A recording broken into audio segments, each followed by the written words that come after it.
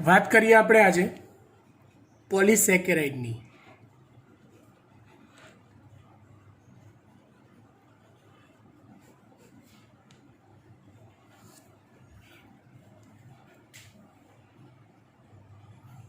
Polysaccharide આ એક theory તરીકે આપણી ચોપડીમાં આપેલું છે, પણ બહુ જ પેચીદું અને ગંદુ લખેલું છે, એટલે આપણે થિયરી તો જોઈશું જ જોઈશું, પણ પહેલાં આપણે બેઝિક પોલિસેકેરાઇડ શું છે ને એ સમજી લઈએ। આપણે મોનોસેકેરાઇડ જોઈ ગયા, એના 3 પ્રકાર આપણે જોયા, ટ્રાયોસ, પેન્ટોસ, હેક્ઝોસ। પછી ડાયસેકેરાઇડ જોયું, એમાં લખ્યું કે ભાઈ હેક્ઝોસ મોનોસેકેરાઇડના 2 અણુઓ એકબીજા સાથે જોડાઈને ડાયસેકેરાઇડ બનાવે છે। જોડાણ કરતો બંધ કયો? તો કે ગ્લાયકોસિડિક બંધ। એવી રીતે પોલિસેકેરાઇડ તો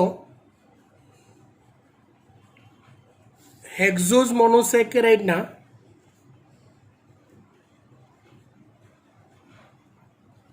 અસંખ્ય અણુઓ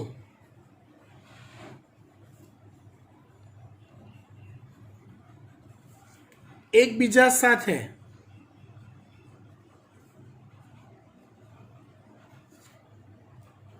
નિર્જલીકરણ એટલે શું? તો કે પાણીનો અણુ જોડાણ સ્થાનેથી દૂર થવાની પ્રક્રિયા। હેક્ઝોસ મોનોસેકેરાઇડના અસંખ્ય અણુઓ એકબીજા સાથે નિર્જલીકરણની ક્રિયા દ્વારા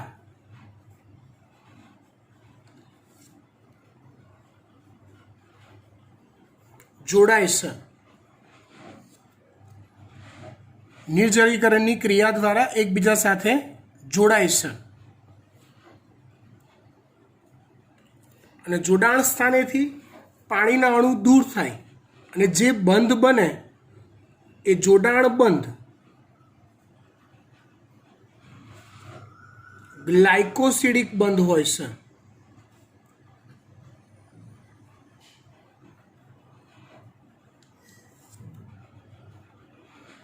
આવી રચનાને પોલિસેકેરાઇડ કહેવાય। પોલિસેકેરાઇડનું સામાન્ય સૂત્ર તો જો હેક્ઝોસના અસંખ્ય અણુઓ જોડાય છે, હેક્ઝોસના અસંખ્ય અણુઓ એટલે C6H12O6 ના અસંખ્ય અણુઓ જોડાય, જોડાણ સ્થાનેથી પાણીના અણુઓ દૂર થાય। અસંખ્ય અણુઓ જોડાતા હોય એટલે અસંખ્ય પાણીના અણુઓ દૂર થતા હોય એટલે એવું કહેવાય -H2O n ટાઈમ।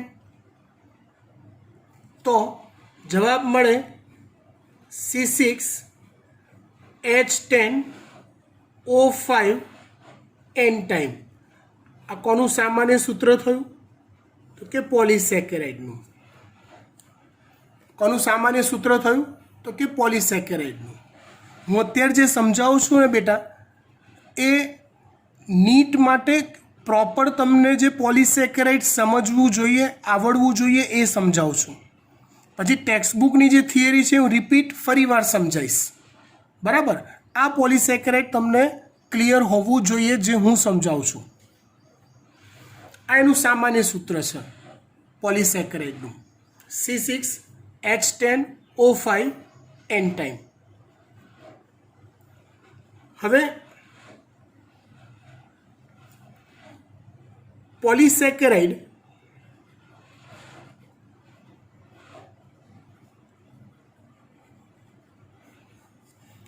પૈકીના મોટા ભાગના સમપોલિમર હોય છે। સમપોલિમર એટલે શું? પોલિમર એટલે શૃંખલા અથવા અસંખ્ય અણુઓની બનેલી ચેઇન। પોલિમર એટલે શૃંખલા અથવા અસંખ્ય અણુઓની બનેલી ચેઇન, જેને કહેવાય છે પોલિમર।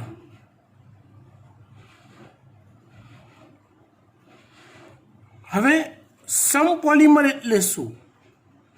તો જે પોલિમરમાં આવેલા બધા જ અણુઓ એક સરખા પ્રકારના હોય. દાખલા તરીકે હું એવું કહું કે ભાઈ સ્ટાર્ચ.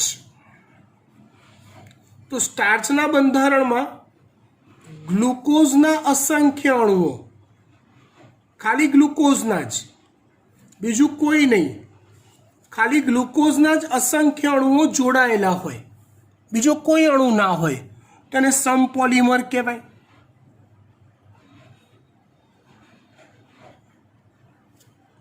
વિષમ પોલિમર એટલે શું?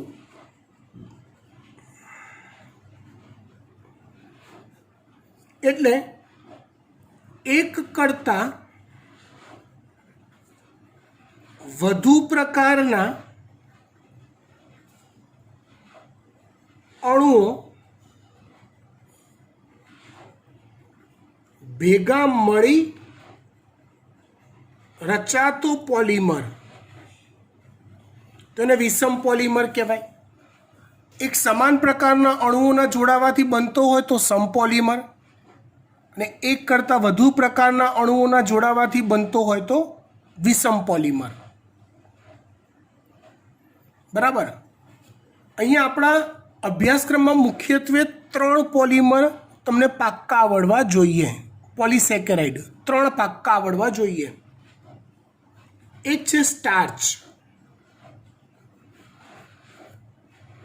સ્ટાર્ચની વાત કરીએ તો તે ગ્લુકોઝનો પોલિમર છે.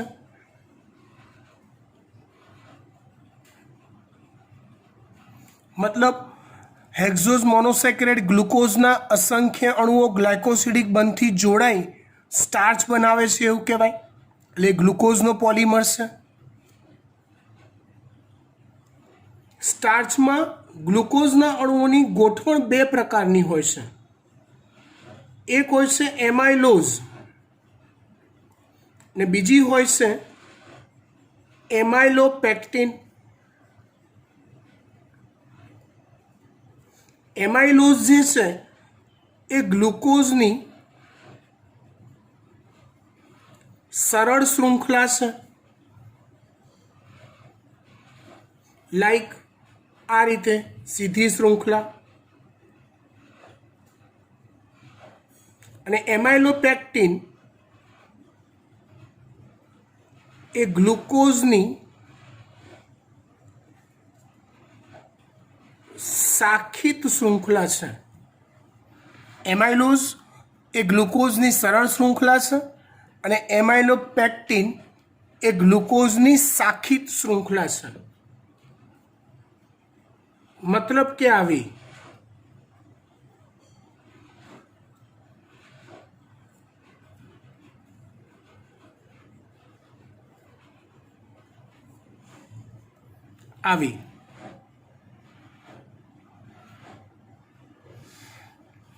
ખબર પડી?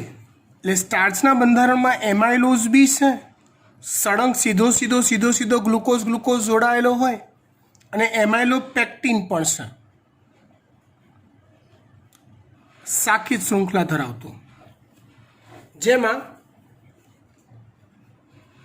એમાઇલોઝ આશરે 80 થી 85% જેટલો હોય છે અને એમાઇલોપેક્ટિન એ 15 થી 20% જેટલો હોય છે.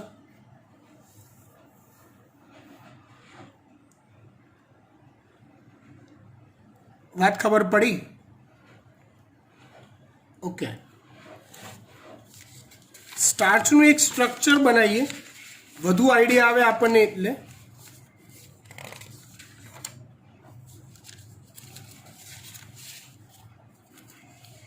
ગ્લુકોઝના અસંખ્ય અણુઓ જોડવાના, એટલે આપણે આવું કંઈક કરીએ.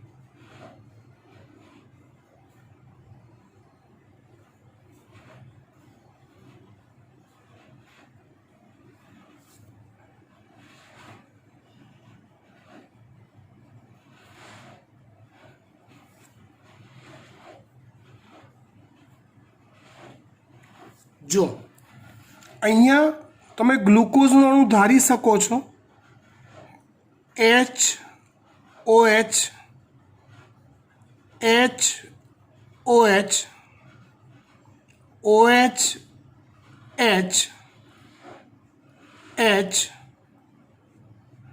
H CH2OH આવા જ આ બધા અણુઓ છે સમજો અહીંયા આ એક ગ્લુકોઝ બીજા ગ્લુકોઝ વચ્ચે આનો ગ્લાયકોસિડિક બંધ પણ કયો બંધ છે આ તમે કહેશો કે સર આનો પહેલા કાર્બન વચ્ચે અને આના ચોથા કાર્બન વચ્ચે આ પહેલો કાર્બન આ ચોથો કાર્બન આનો તો આ છે 1,4 ગ્લાયકોસિડિક બોન્ડ 1,4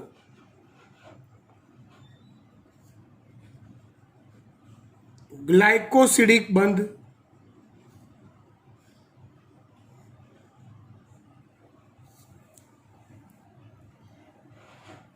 હવે આ જે શૃંખલા થઈ એ સરળ શૃંખલા કહેવાય લાઈક એમાઇલોઝ સ્વરૂપ બનાવ્યું કહેવાય આ સરળ શૃંખલા અથવા કયું સ્વરૂપ બનાવ્યું કહેવાય એમાઇલોઝ સ્વરૂપ બનાવ્યું કહેવાય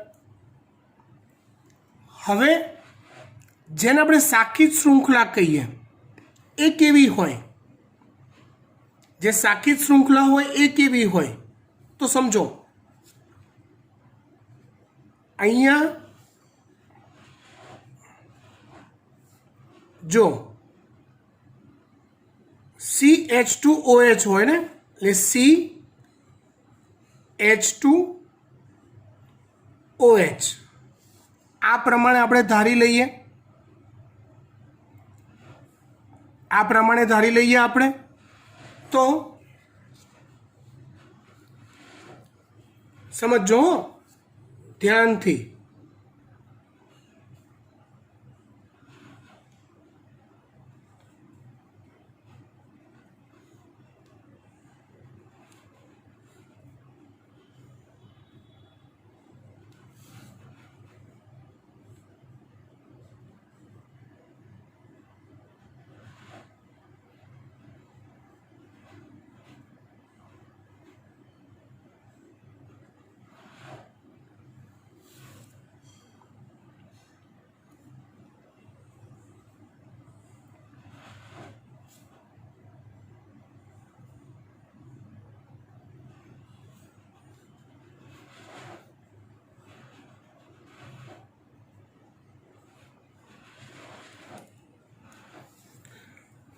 આ ઉપર બીજા ગ્લુકોઝ છે તો આ બે OH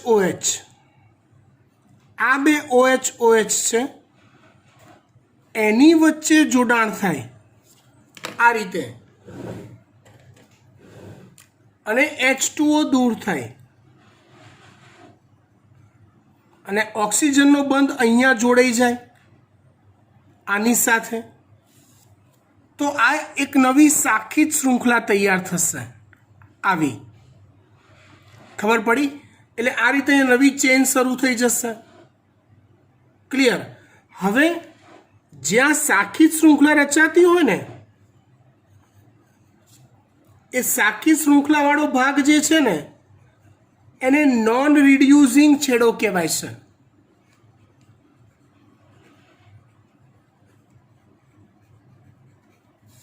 અને જ્યાં સરળ શૃંખલાની શરૂઆત થતી હોય એને રિડ્યુસિંગ છેડો કહેવાય છે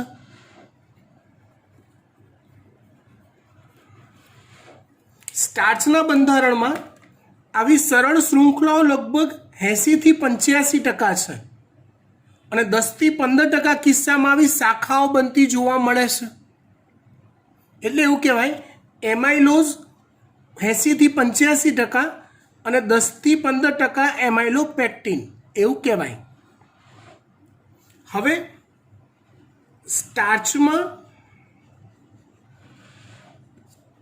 જે શાખાઓ છે ને એ કુંતલ આકારે વળેલી હોય છે સ્ટાર્ચમાં જે શાખાઓ છે એ કુંતલ આકારે વળેલી હોય છે અને એ કુંતલોમાં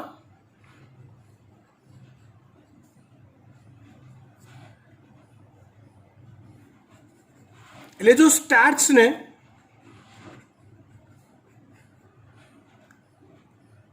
આયોડીન આપવામાં આવે, અંદર ઉમેરવામાં આવે, તો તે કુંતલોમાં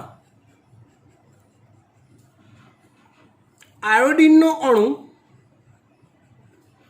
ગોઠવાઈ જાય છે. આથી સ્ટાર્ચને આયોડીનથી અભિરંજિત કરતા સ્ટાર્ચ ભૂરો રંગ આપે છે. દાખલા તરીકે આપણે ઘઉં લઈએ, ચોખા લઈએ, બટાકા લઈએ, એ બધાની અંદર સ્ટાર્ચ હોય. તમે ઘઉંનો ભૂકો કરો અથવા ઘઉંનો લોટ લો, ચોખાનો લોટ લો, બટાકાનો માવો કાઢો અને એને સ્લાઇડ પર મૂકી આયોડીનથી અભિરંજિત કરી અને માઇક્રોસ્કોપમાં જુઓ તો એ ભૂરા રંગના કણ દેખાય, જેને મંડ કણ કહેવાય. આવા જે ભૂરા કણ દેખાય એને મંડ કણ કહેવાય છે. કયા કણ કહેવાય? મંડ કણ કહેવાય. વાત આપણે કરી રહ્યા છીએ કોની? તો કે પોલિસેકેરાઇડની. પહેલાં પોલિસેકેરાઇડની બેઝિક વાતો કરી, રાઈટ. પછી એના પ્રકાર પર આવ્યા. પહેલો પ્રકાર કયો કીધો? એનો સ્ટાર્ચ. પહેલો પ્રકાર કયો કીધો? એનો સ્ટાર્ચ.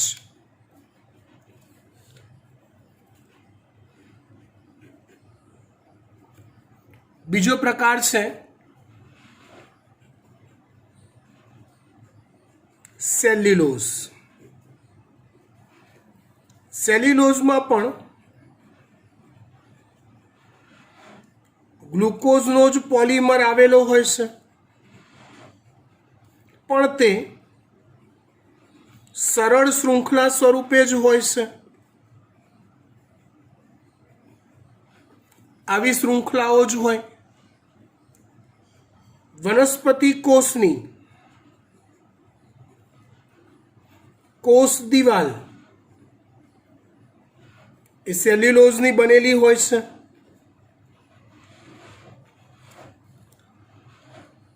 ચલો હું તમને એવું પૂછું કે સેલ્યુલોઝને જો આયોડીનથી અભિરંજિત કરવામાં આવે અથવા એમાં આયોડીન ઉમેરવામાં આવે તો સેલ્યુલોઝનો રંગ બદલાય ખરો? ભૂરો રંગ થાય? તો તમે શું જવાબ આપશો? ના થાય. કેમ ના થાય? કારણ કે શાખિત શૃંખલા કુંતલ આકારની, આની બધા શાખિત શૃંખલા જ નથી, તો એ કુંતલ આકારે વળેલી હોવાની વાત જ ના આવે. તો આયોડીનનો અણુ અંદર ગોઠવાઈ જ ના શકે. એટલે એવું કહેવાય કે આયોડીનથી અભિરંજિત થતા નથી. તે શેનાથી? આયોડીનથી અભિરંજિત થતા નથી. કોણ? સેલ્યુલોઝ.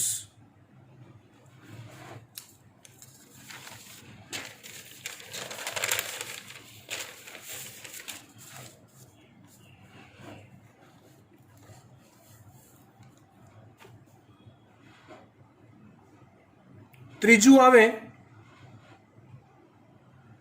અગત્યનું ગ્લાયકોજન. ગ્લાયકોજન પણ ગ્લુકોઝનો જ પોલિમર છે.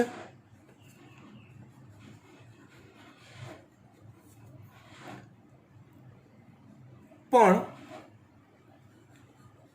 પ્રાણી શરીરમાં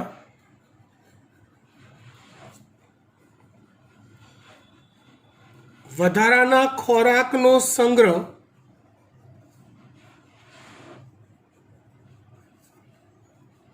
ગ્લાયકોજન સ્વરૂપે થાય છે. પ્રાણી શરીરમાં વધારાના ખોરાકનો સંગ્રહ ગ્લાયકોજન સ્વરૂપે થાય છે. જેમ વનસ્પતિમાં સ્ટાર્ચ સ્વરૂપે થાય એમ પ્રાણીમાં ગ્લાયકોજન સ્વરૂપે થાય છે. રચનાની દ્રષ્ટિએ તે સ્ટાર્ચ જેવો જ હોય છે, પણ તેનો અણુભાર વધુ હોય છે.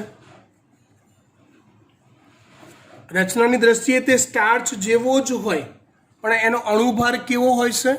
વધારે હોય છે. કોનો અણુભાર વધારે હોય? ગ્લાયકોજનનો. મતલબ ગ્લાયકોજનમાં બી એમાઇલોઝ અને એમાઇલોપેક્ટિન રચનાઓ જોવા મળે, પણ એમાઇલોપેક્ટિનનું પ્રમાણ ઘણું બધું વધારે હોય. કોના કરતાં? એમાઇલોઝ કરતાં. સ્ટાર્ચમાં કોનું પ્રમાણ વધારે હોય? એમાઇલોઝનું. બરાબર. આટલી રચનાઓ મતલબ વધારાનું જે છે તમને પરફેક્ટ આવડવું જોઈએ પોલિસેકેરાઇડમાં. હવે આપણે ચોપડીમાં આપેલી થિયરી જોઈએ પોલિસેકેરાઇડની.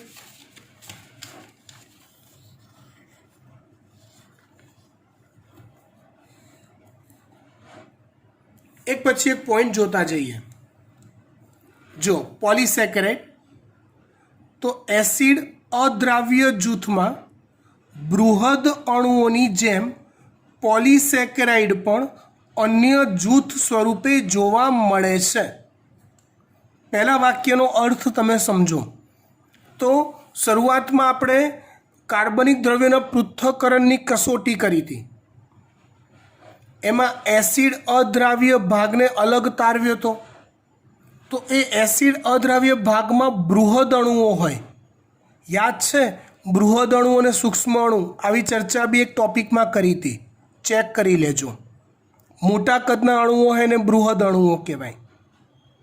તો એ બૃહદ અણુઓ એસિડ અદ્રાવ્ય તરીકે અલગ જોવા મળે છે એઝ એ પોલિસેકેરાઇડ. પછી બીજો પોઈન્ટ, પોલિસેકેરાઇડ શર્કરાની લાંબી શૃંખલા હોય છે, જેમાં મોનોસેકેરાઇડના અસંખ્ય અણુઓના જોડાવાથી બનતી રેસામય રચના છે. એટલે લાંબા રેસા બને મોનોસેકેરાઇડના. દાખલા તરીકે આપણે કપાસના રેસા, કપાસમાં જે રૂ છે, રૂના રેસા છે એ શું છે? તો એક પ્રકારનું સેલ્યુલોઝ છે. આગળ શીખવાડ્યું તમને મેં. તેવા લાંબા રેસા તૈયાર થાય છે પોલિસેકેરાઇડના. કોના જોડાવાથી? તો કે મોનોસેકેરાઇડના જોડાવાથી. સેલ્યુલોઝ, અહીંયા સેલ્યુલોઝ આવ્યો, એ બહુલક પોલિસેકેરાઇડ છે. બહુલક એટલે વિશાળ અણુ, જે એક જ પ્રકારના મોનોસેકેરાઇડ, કયો મોનોસેકેરાઇડ? તો કે ગ્લુકોઝ ના અસંખ્ય અણુઓના જોડાવાથી બને છે. સેલ્યુલોઝ એ બહુલક પોલિસેકેરાઇડ છે, જે ગ્લુકોઝના અસંખ્ય અણુઓના જોડાવાથી બને છે. અને એક જ પ્રકારના અણુઓના જોડાવાથી બને માટે તેને કેવો પોલિમર કહેવાય છે? સમપોલિમર કહેવાય છે. સ્ટાર્ચ પણ એક પોલિસેકેરાઇડ છે, જે સેલ્યુલોઝથી અલગ બંધારણ ધરાવે છે. સેલ્યુલોઝમાં ગ્લુકોઝની સરળ શૃંખલા જ આવેલી હોય છે, જ્યારે સ્ટાર્ચમાં સરળ અને શાખિત આવી બંને પ્રકારની શૃંખલાઓ હોય છે. ગ્લુકોઝમાં ફક્ત કેવી શૃંખલા હોય? તો કે સરળ શૃંખલા, સેલ્યુલોઝમાં ફક્ત કેવી શૃંખલા હોય? તો કે ગ્લુકોઝની સરળ શૃંખલા જ હોય. જ્યારે સ્ટાર્ચમાં સરળ અને શાખિત આવી બંને પ્રકારની શૃંખલાઓ આવેલી હોય છે. સેલ્યુલોઝ તો કે વનસ્પતિ કોષની કોષ દિવાલ રચે છે, જ્યારે સ્ટાર્ચ વધારાના ખોરાકના સંગ્રહ સ્વરૂપે હોય છે. સ્ટાર્ચ તો કે વધારાના ખોરાકનો સંગ્રહ સ્ટાર્ચ સ્વરૂપે થાય છે, એટલે એ સ્વરૂપે એ હોય.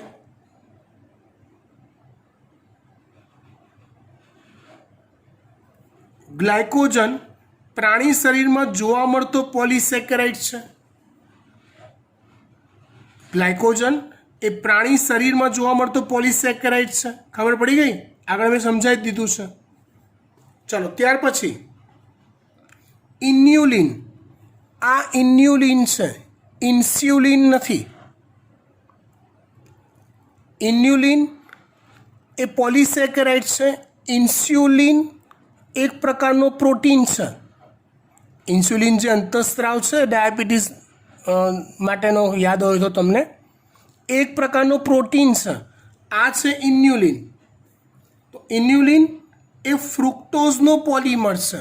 મતલબ ઇન્યુલિનમાં જે અસંખ્ય અણુઓ જોડાયેલા હોય હેક્ઝોઝ મોનોસેકેરાઇડના, એ અસંખ્ય અણુઓ કોના જોડાયેલા હોય છે? તો કે ફ્રુક્ટોઝના જોડાયેલા હોય છે. સ્ટાર્ચ કુંતલાકાર દ્વિતીયક સંરચના છે. જે મેં ઓલી આયોડિનવાળી વાત કરી એ હવે આવશે, જો ધ્યાનથી. સ્ટાર્ચ કુંતલાકાર દ્વિતીયક સંરચના છે જે આયોડિનને કુંતલીય ભાગમાં જોડાયેલા રાખી શકે છે. આથી સ્ટાર્ચ આયોડિન સાથે ભૂરો રંગ આપે છે. સેલ્યુલોઝમાં આવા કુંતલો જોવા મળતા નથી, સરળ શૃંખલા છે, શાખાઓ નથી. આથી આયોડિન તેમાં જોડાઈ શકતો નથી, અને આયોડિન જોડાઈ શકતો નથી માટે સ્ટાર્ચ ભૂરો રંગ આપતો નથી.